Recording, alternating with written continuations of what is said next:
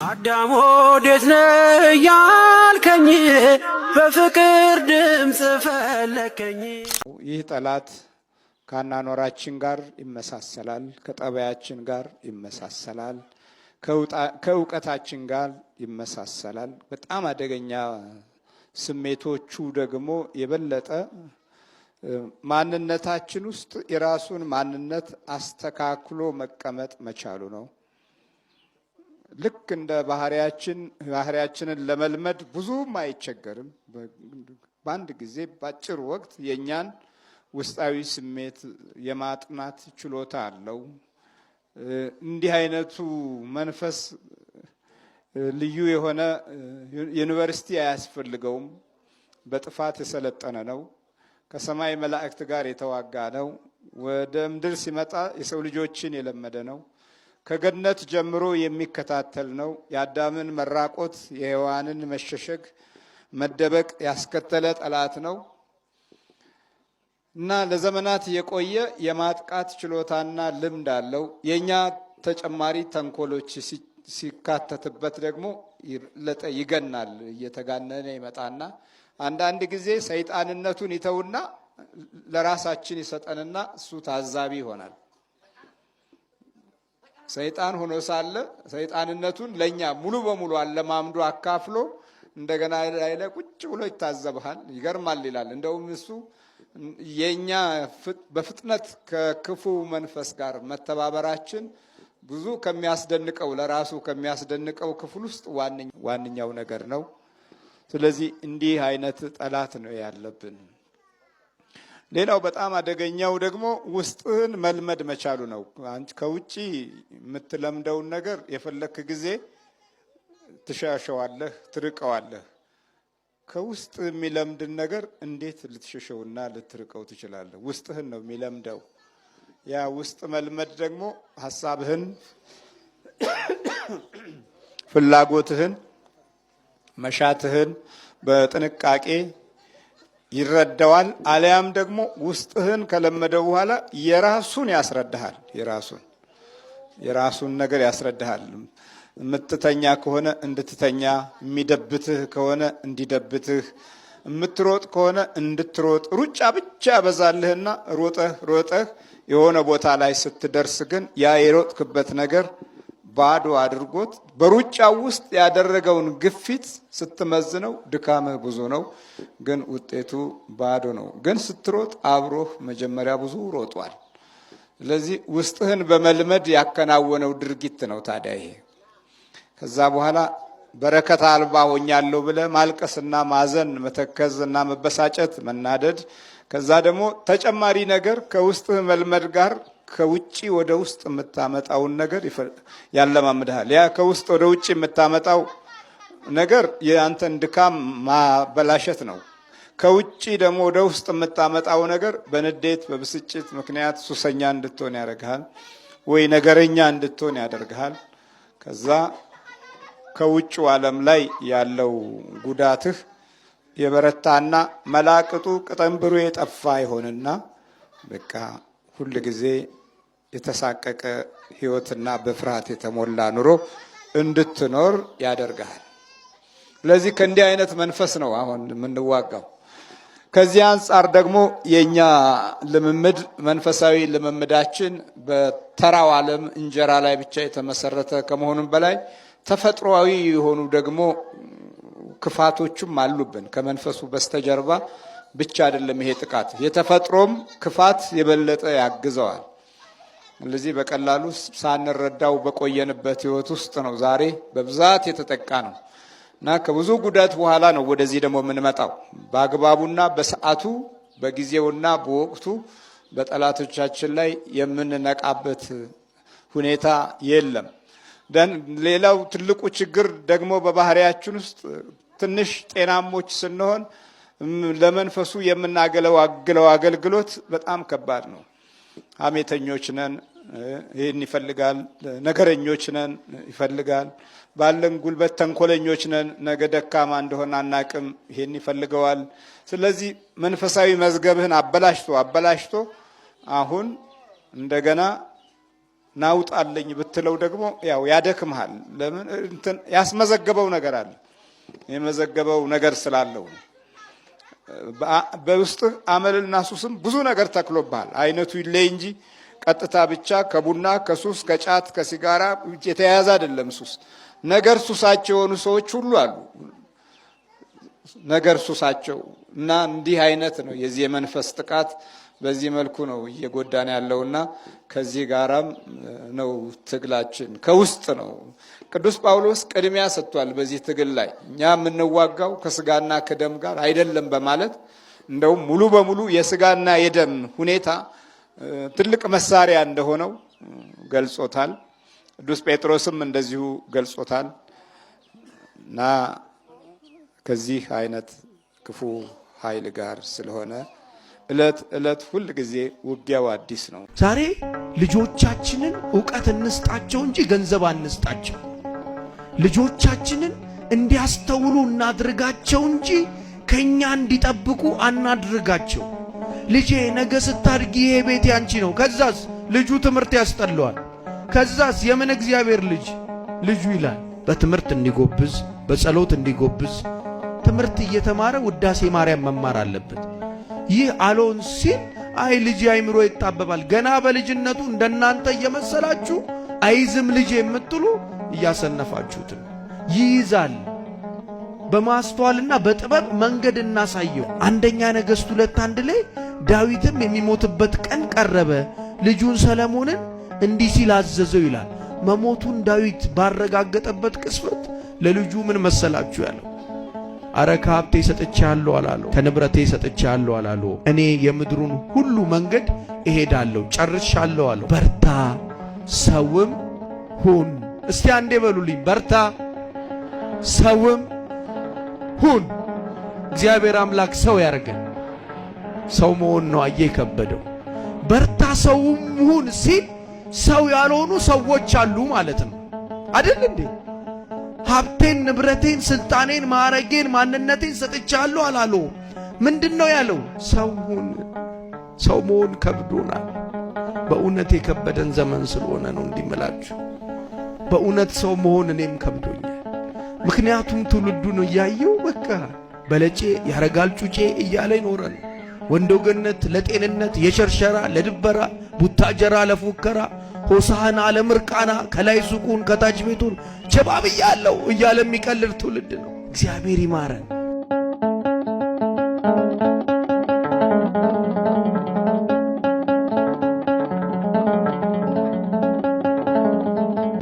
የሚናገሩ የነበሩ እንደሆነ ቅዱስ ሉቃስ ይነግረናል። ጉዞ ከቀራንዮ ጉዞ ወደ መንደር። አደገኛው ሁኔታ ይሄ ነው። መንደር ላይ የሚያድግ ትውልድ ማዕከላዊ የሆነ መንፈሳዊ ስፍራ የእውነትንና የበጎነትን የታሪክን እና የመንፈሳዊ ኃይል ጥበብን በእምነት ጉዞ ውስጥ በሚገኝ ጸጋ የማለፍ ምዕራፍን የመናፍስት ጥልቅ የሆነ ጉዳትንና በሰው ልጅ ሕይወት ላይ ለሚያደርሰው ክፉ ደባ ይህን የመሳሰሉትን ነገሮች እንዳይማር ዘግቶ የሚያቆይ ለተለያየ ጥፋት የሚጋብዝ ነው። መንደር ላይ ማደግ። መንደር ላይ በምናድግበት ጊዜ መንደሩን የሚመስል ባህሪ ይኖረናል። መንደሩን በሚመስል ጠባይ ይኖረናል። ብዙ ሰካራሞች ካሉ ከታች ያሉት ልጆች የሚናፍቁት መስከርን ነው። አድገው እስኪሰክሩ ድረስ ምኞታቸው ያ ይሆናል። የሚገርመው ከቀራንዮ ወደ መንደር የሚሄዱ ደቀ መዛሙርቶች ናቸው ዛሬ የምናገኛቸው። ቅዱስ ሉቃስ ሲናገር እንዲህ ይላል። ምዕራፍ 24 ቁጥር 13 ላይ እነሆም ከእነርሱ ሁለት በዚያ ቀን ከኢየሩሳሌም 60 ምዕራፍ ያህል ወደሚርቅ ኤማሁስ ወደሚባል መንደር ይሄዱ ነበር። ጉዞ ጀመሩ። አያችሁ፣ ወደ ኤማሁስ መንደር 60 ምዕራፍ ያህል ጉዞ ነው። 60 ምዕራፍ በሕይወታቸው ውስጥ በፊት ካዩት ነገር በስተቀር ምንም ለውጥ አላገኙም። 60 ምዕራፍ ተጓዦች ናቸው። እንዲህ ነው የሚለው፣ ወደሚርቅ ሩቅ ነው ወደሚርቅ መንደር፣ ከመንደራቸው ወጥተው እንደገና ወደ መንደራቸው። እግዚአብሔር ምሕረቱን ያብዛልን። ከመንደር ወጥተን ወደ መንደር እድሜያችንን የምንጨርስበት ቦታ እናጣም። ግን በምን አይነት ሁኔታ ውስጥ ነው እድሜያችን የሚያልቀው ብለን ለመገመት ጊዜም ሰዓትም አላገኘንም። ኑሯችን የዋከባ ነው። ስለዚህ በማስተዋል የምንሄድበትን እና የዓይንን ብርሃን የሚሞላውን አምላክ ለማግኘት ወይም በሱ በኩል የሚታለፍበትን መንገድ እንዳናውቅ አንደኛው ትልቁ ሳቢ ወደ ጎን ወይም ወደ ፊት የሚጎትት አሊያም ወደ ግራ የሚጎትት መንደር ነው። መንደር የመንደር ጉዞ ሩቅ ነው። 60 ምዕራፍ ነው። ምዕራፉ 60 ነው። በዕድሜ ውሰዱት ደግሞ ይሄንን 60 ዘመን በመንደር መኖር።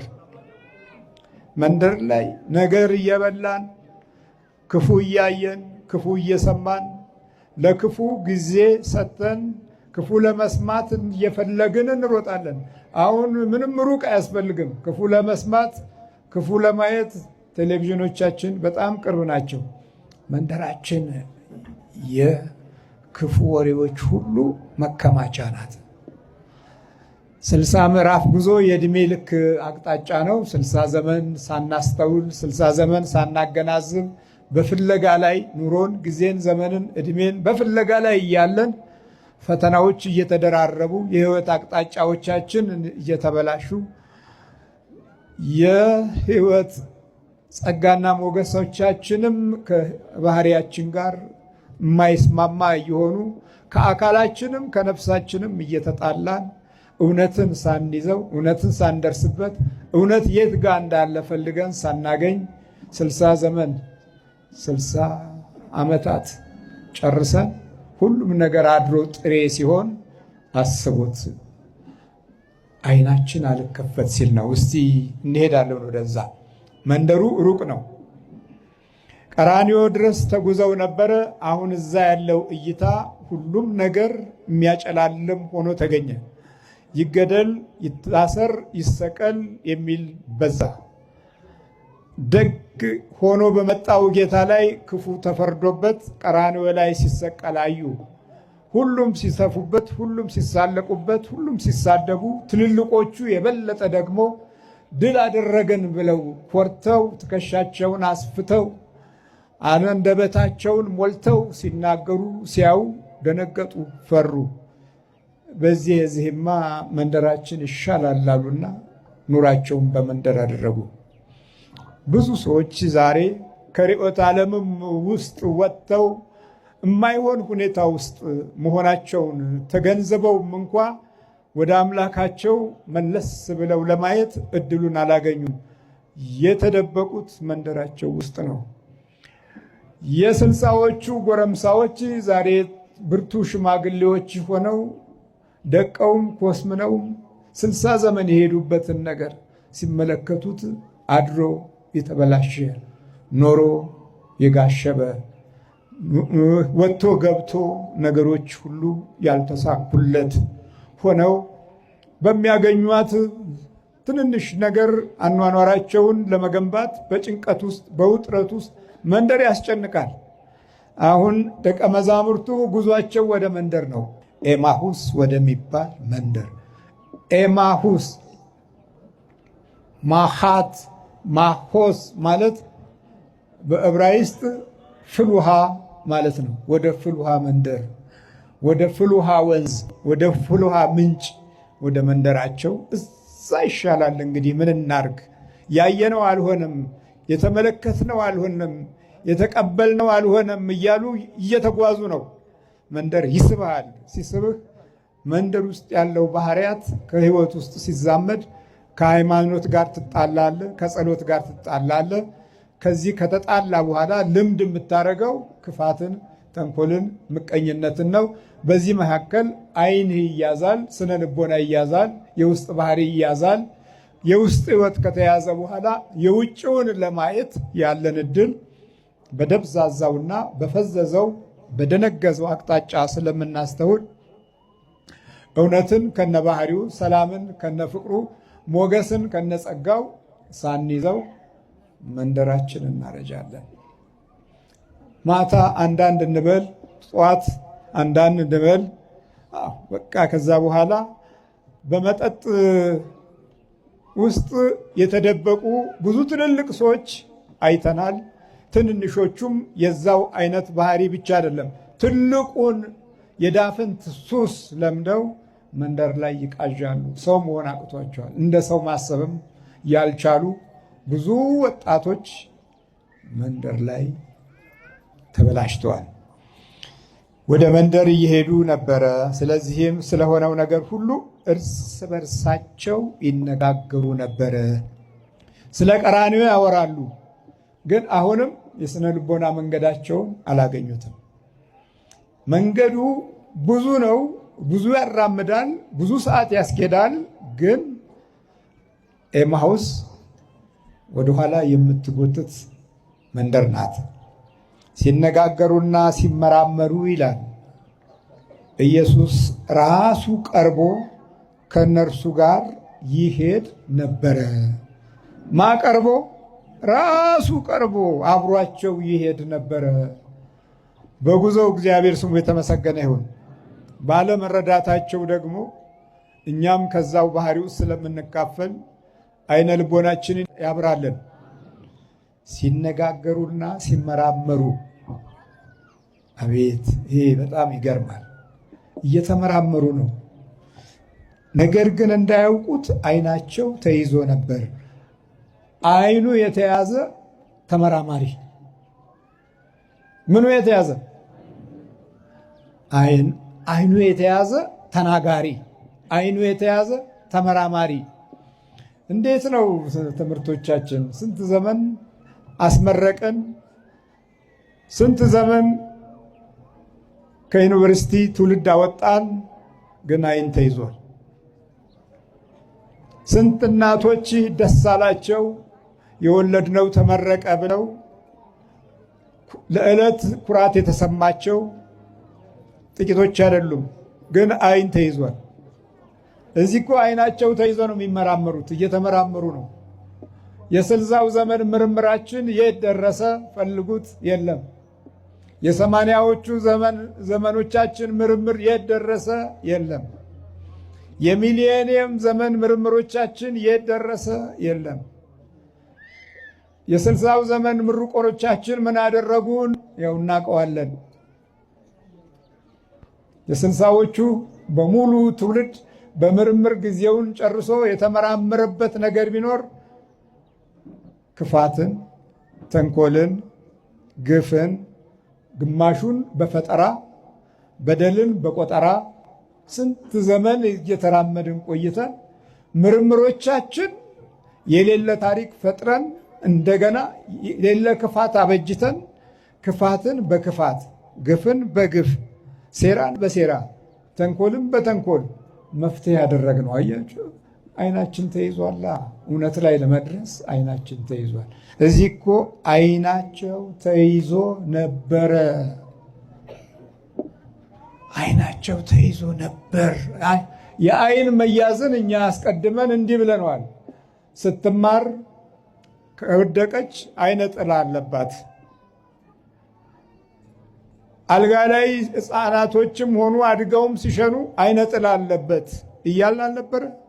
በፈቃደኝነት አይነ ጥላን በጥንካሬ ቦታ እንዲይዝ ትልቅ ግምት ሰጥተን ስያሜውን አዳብረን አይነ ጥላን አይነ ጥላ ብለነው ኖረናል። እዚህ እኮ ደቀ መዛሙርቱ አይናቸው ተይዞ ነበረ። አይነ ጥላ እኮ ነው።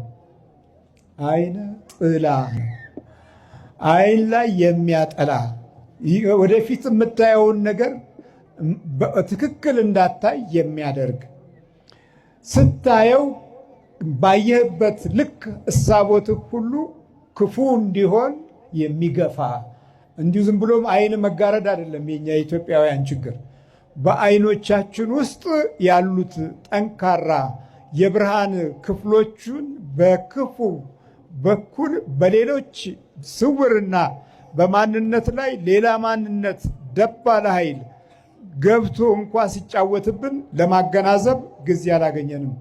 አይናችን ተይዞ እያለ አምላክ ከኛ ጋር ነው። ጉዞ አለ፣ ቤተ ክርስቲያን አለች፣ ቅዱስ ቁርባን አለ፣ ጠበል አለ። በክፉ መናፍስት ላይ ሊኖረን የሚገባውን እውነት እንማራለን። ግን አይናችን ተይዟል። አይነ ጥላ አለብን። የምናስብበት ህሊና፣ የምንራመድበት ብርሃን ከጠላት እይታ ጋር የተያያዘ ነው። ስለዚህ አይኖቻችን ላይ ያለው እውነት በጣም አስቸጋሪ። አብሮ ያለ ጌታቸው ተነስቶ እንግዲህ ሞትን ካሸነፈ በኋላ የነበረውን መልኩ ከዛ በፊት የነበረውን ገጽታው አብረው ኖረው አብረው ተራምደው አስተምሯቸው ከፊቱ ቆሞ አይኑን እያዩ የነበሩ አሁን ሞት ከተሸነፈ በኋላ አይናቸው ተይዟል። እግዚአብሔር ምሕረቱን ያብዛልን። ከትንሣኤ በኋላም አይን መያዝ አለ። አያችሁ፣ ከትንሣኤ በኋላም አይን መያዝ፣ ሞት ከተሻረም በኋላ አይን መያዝ አለ። ለዘመናት አይናችን ስለተያያዘ የዘመኑ ክፋ ንግዱ ዓለም የገባችው ትምህርቷ እንድታቋርጥ ምክንያት የሆነቻትም እናቷ ነች። በኑሮ በቤት ውስጥ ችግር ምክንያት ነው። ያው ድህነት ሊሆን ይችላል። ከዛም አልፎ ታናናሽ ሁለት ወንድሞቿን ከችግር ለማውጣት ብዙ ታትራለች። ግን ስታገባ ከባሏ ጋር ተነጋግራ ልጆቼን ወንድሞቼን ማለት ነው ልጆቼን ትደግፍልኛለህ፣ እኔ ነኝ ያሳደግኳቸው፣ እናቴ ታማ ተኝታለች እና ትዳር ላይ መሆናችን ትንሽ ለቤቱ አደጋ ነው። ምክንያቱም ሰርቼ ወጥቼ ወርጄ የማገኘውን ገንዘብ አሁን ካንተ እጅ ነው የምጠብቀውና ምን ይሻላል ስትለው እኔ እረዳቸዋለሁ ችግር የለውም ብሎ ሀብታም ሆኗል። እሱ በጣም እዛው ከዛ መንደር የወጣልሽ ሆኖ ግን እንዴት ነው አለ አይደል አንዳንድ ወጣቶች ስኬታማ የሚሆኑ በጣም አሪፍ ልጅ ሆኖ 4-3 ሚኒባስ አለው። ከሚኒባስ ገቢ ያገኛል። ያንን ለአንቺ ሰጥቼሻለሁ አላት። እሱ ሌላ ንግድ አለው። ከዛ የሚያገኘውን ገንዘብ ደግሞ ምናልባት ቤቷ እንድትደግፍ ብሎ ፈቅዶላት ነው። 3 ሚኒባስ ማለት ቀላል አይደለም። በእርግጥ በቀን ሚኒባስ ስንት ያስገባል? 2000 ብር ያስገባል በቀን። የትራፊክም ቅጣትም የነዳጅም የምንም የሾፌሩም ተከፍሎ ምናምን በቀን 6000 ብር ታገኛለች። እና ከድህነት መንደር ወጣ በቀን 6000 ብር ወይም ደግሞ 5000 ብር ማግኘት በራሱ ለሷ በጣም ትልቅ ነገር ነው። በጣም የትም ማንም ሰው ያገኘው ቁጭ ብሎ ማለት ነው። እና ይሄ በጣም ደስ ብሏት ግን ከሆነ ጊዜ በኋላ ደግሞ እንደገና መልሶ ማዘን፣ መከፋቱ፣ መተኛቱ፣ ማንቀላፋቱ ምናምን ይሄ ፍዝዝ ማለት ነገር ድንዝዝ ማለት ነገር ለሂሳብም ለጉርብትናም ነቃ ያለች አይደለችም። ግን እንደዚህ አልነበረችም ልጅቷ። ካገባች በኋላ እንደዚህ ሆነችው። ከዛም ደግሞ ብቻ እንዴት ነው የሴቶች ህብረት፣ ሴቶች ተገናኝተው ሲጨዋወቱ ዝም ነው የምትለው። ሽንኩርት በላጥም ከሆነ ዝም ብላ መላጥ፣ ለቅሶ ላይም ድግስ ላይም ምናምን አብራ በምትሰራበት ሰዓት ላይ አታወራም፣ አትሳተፍም፣ ፈዛዛ ናት። ግን ባሏን አትጠላው። የሚገባው ነገር ያው ልብሱን ማጠብ፣ ቤት ውስጥ ያለው ነገር መስራት ምናምን ጎበዝ ናት። ከዛ ውጭ ግን ቁጭ ስትል ግን በዛው ጭልጥ የምትለው በቃ ይሄ አንዱ ችግር ነው። እንደ አንድ ችግር ወሰዱት። ሁለተኛው ችግር ነጨነጨ ነው። ቅድም እንዳልኳችሁ መነጫነጭ፣ መቆጣት፣ ሆድ መባስ፣ ማልቀስ ይሄ ሁለተኛው ችግር ነው። በሆነ ባልሆነ ተነስቶ እንደዚህ ማለት። ሶስተኛና ዋናው ትልቁ ችግር ደግሞ መባተት፣ ከእንቅልፍ ተነስቶ ካልጋ ተነስቶ ሶፋ ላይ መተኛት፣ በሩካቤ ሰዓት አሞኛል ተወኝ ብሎ ከባል ጋር መጨቃጨቅ፣ መጣላት ማለት የወር ደሞዝተኛ ወይም የወር አበባ በሆነ ጊዜ ላይ በእርግጥ ልክ ናት፣ ግን በሌላም ጊዜ ስሜቷ ካልተሰበሰበ አስቸጋሪ ነው እና ምክንያቱ ምን እንደሆነ በማያውቀው መንገድ ከሚስቱ ማግኘት የሚፈልገውን ማንኛውም ነገር ሊያገኝ አልቻለም። ግን ምክንያቱን አላወቀውምና የሆነ ጊዜ ላይ መተዋታል፣ ተጣልተዋል። ያፈቀርሽው ሰው አለ የሆነ ከኔ ውጭ የምታውቂው ሰው ወይም የናፍቅሽ ሰው አለ የማትፈልጊው ትዳር ውስጥ ነው የመጣሽው ንገሪኝ እውነቱን ይላታል። የኔ ውድ እንደሱ አይደለም ይቅርታ አድርግልኝ ብላ ጉልበቱን ስማ ጉንጩን ስማ አቅፋ ደግሞ ታስተኛዋለች። እና አላውቅም አሁን ስትጮህብኝ ነው የምነቃው እንጂ እኔ ምን እንደሆንኩ እኮ ነው አላውቅም፣ ለምን እንደዚህ እንደሆነ አላውቅም፣ እኔ የማስበው ሰው የለም በእኔ ህይወት ውስጥ ብላ ነግራው ደግሞ ብርድ ይላል። በዚህ ሁኔታ ውስጥ ናቸው ያሉት እና ውጭልኝ ከዚህ ቤት አይላትም። ለእናቱ ግን ይነግራታል። ከዛ እናትየዋ ጠንቋይ ቤት ትሄዳለች። ያው መቼም እንደለመደባት ልበል። ለምን ታሪኩ እዚህ ጋር ነው የሚጀምረው። ጠንቋይ ቤት ትሄድና ምንድነው ምክንያቷ? ደብተራ ጋም ሄዳ ምክንያቷ ምንድነው ትላለች። ያው ጠንቋይ ደብተራ አንዱ ጠንቋይ ደብተራም ነበር ድሮና ሁለቱም ጋር ሄደችው ሁለቱንም የሚችል ሰው ጋር ማለት ነውና አሃ ይሄ እኮ ያንቺ ውጤት ነው አላት አለች። ይሄ እኮ ያንቺ ስራ ነው ምን ነው ረሳሹ እንዴ አላት። ምን ነው የምረሳው? ይሄው እኮ እኔ መረጃውን እኮ እየነገረኝ እኮ ነው ሁሉ ነገር እኮ አንቺ እኮ መረጃውን የማገኘው የዛሬ 15 ዓመት የዛሬ 20 ዓመት እቺ ልጅ ቲማቲም፣ ሽንኩርት፣ ድንች፣ ከሰል የእናቷን ቁጭራ ስትሸጥ አንቺ ከኔ ይልቅ እሷን ፈልገው መተው እየገዙ ነው። እኔ አሮጊት ስለሆንኩኝ እድሜ ስለገፋ ደግሞ እሷ ደግሞ ትንሽ ልጅ ስለሆነች ከሷ ነው የሚገዙት። የትምህርት ቤት ዩኒፎርም ለብሳ ቁጭ ብላ ስትሸጥ አይተሽ አዝነውላት ከሷ ነው የሚገዙት እያልሽ አስተኛልኝ፣ ከዚህ ቦታ አጥፋልኝ፣ አፍዝልኝ ብለሽ አላደረግሽም እንዴ አላት። ደብተራው ራሱ አሃ አለች። እንደዚህ ደነገጠች። ከዛ አዎ አለች። ታዲያ እሱ እኮ ነው ይኸው አሁን መጥቷል አብሮ እንግዲህ ውጤትሽ እኮ ነው የሚታየው። ደግሞ እንዲህ አደረግሻት ልጁ ማግባቱ ይገርማል። እንግዲህ ህይወት እንደዚህ ናት አላት።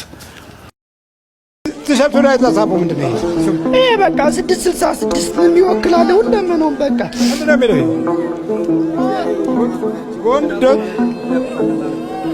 don't forgive them ይሄን አትጋብኝ የኛ ነው በቃ አይ አንበል አይ በደንብ አድርገህ አንበው እንጂ አላነብም። ትእዛዝ እሺ መዙርና በደንብ እሺ ምንድነው የሚለው? 666 ነው በቃ 666 ቆይ በደንብ ይነበባ God don't forgive them because ልበሱ ቆይ እንጂ because እሺ በቃ ተዚያ ማለት ይችላል። ምን አለ ሲፈልግ ይዘጋል። በቃ የሚሰሩትን ያውቁታልና ይቅር አትበላቸው እግዚአብሔር ሆይ የሚል ልብሳችንም ይሄ ነው፣ ጸጉራችንም ይሄ ነው። ይሄ የ27 ዓመት ትውልድ ጭንቅላቱ ታስሯል። የመታሰሩ ምልክት ጸጉር ቋጠሮ ነው። እየቋጠረ ይውላል። ዕውቀት አይቋጥርም፣ ጸጉር ይቋጥራል። ገንዘብ አይቋጥርም፣ ጸጉር ይቋጥራል። ታስር ያለው ማለት ነው። የዚህ የመናፍስቱ ዓለም ተገዢው ነኝ፣ የኢሉሚናቲዎቹ ዓለም ምልክት ነኝ ማለት ነው። እሺ ይሄን ነው የታስገዛው። ወደ ዓለም ባንክ ነው የሚኖረው። ተዛ ነው የተገዛው። አንድ ጋር ነው የገዛው። ላይ ለየብቻ ላይ ሌላ ቀን ነው ደግሞ በቃ ከልጅነቱ ጀምረን ጭንቅላቱን አደንዘነዋል።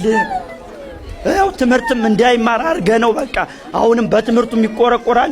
እሱ ምን የአባቴን መጽሐፍ ወረስኩ ኖሮ እያለ ነው እስካሁን ድረስ የሚቆረቁረው። የአባቱ መጽሐፍ ሊወርስ ነበረ። አባቱ ሞቷል። ኧረ አለ በሕይወት አለ። ይሄን ጸጉሩን እንዴ ለመቋጠር እንዴ ነው ጊዜ የምታገኝ? ኧረ እኛ ያቆየንም ኪሮሽ አሁንማ እኮ ለመነኛ ነው የጸጉር ኪሮሽ ሲሰሩ ትውራላችሁ። ይቀባልናል በቃ ጸጉር ቤት እንሄዳለን። ጄል ምናምን ይቀበልናል፣ ይሸመለላል። በራሱ ጊዜ ይሸመለላል። ምን ሁለመናው የኛ ነው፣ ሁለመናው የኛ ነው። በቃ አንተ መርቅቅ ወጥነው ተከሰውነት ብለ እሺ፣ በኢየሱስ ክርስቶስ ስም፣ በኢየሱስ ክርስቶስ ስም፣ በወላዲተ አምላክ ስም፣ በወላዲተ አምላክ ስም፣ ቅዱስ ሚካኤል ስም፣ በቅዱስ ሚካኤል ስም ሲውል ታስረናል። አዳም ወዴት ነህ ያልከኝ በፍቅር ድምፅ ፈለከኝ። አልብሰኝ ነጩን ልብስ እወድሃለሁ ኢየሱስ፣ አከብረሃለሁ ክርስቶስ።